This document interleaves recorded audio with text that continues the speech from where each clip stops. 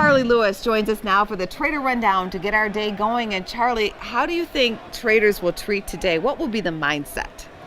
Opportunities. Opportunities every single day.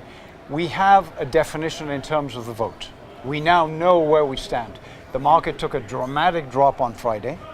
And at this point, we have opportunities to participate in a whole series of valuations that are present today. I think there are political considerations, economic considerations. There's a whole variety of different elements that come into play, which are very difficult to assess. All right. But I think that if one has money management disciplines in place and can recognize value as present in the market when there are moments of urgency, which is essentially what there was last week. At the end of last week, there were moments of urgency.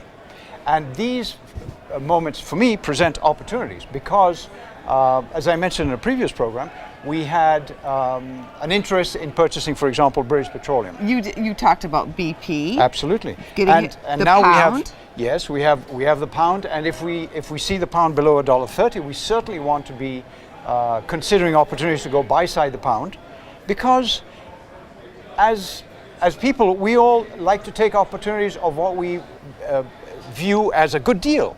And in this case, if we had the pound at $1.50 last week and now we're at $1.30, that for me is a good deal.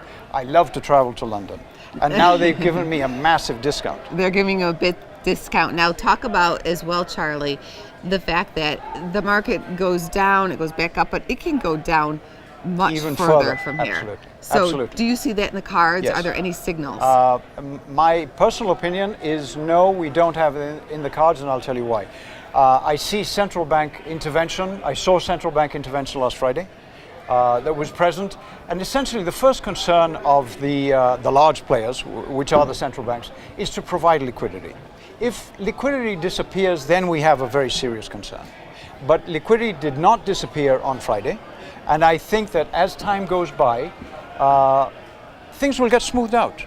So I don't foresee any further expression of declines in the markets for the next week or so. You just answered the number one question I'm hearing from viewers is, will we return to normalcy? And at some point you say yes. Very quickly. I think this is a great vote for freedom, for sovereignty, for a country that's felt a little bit of the pressure of a bureaucracy that didn't even live in the same country where they had to.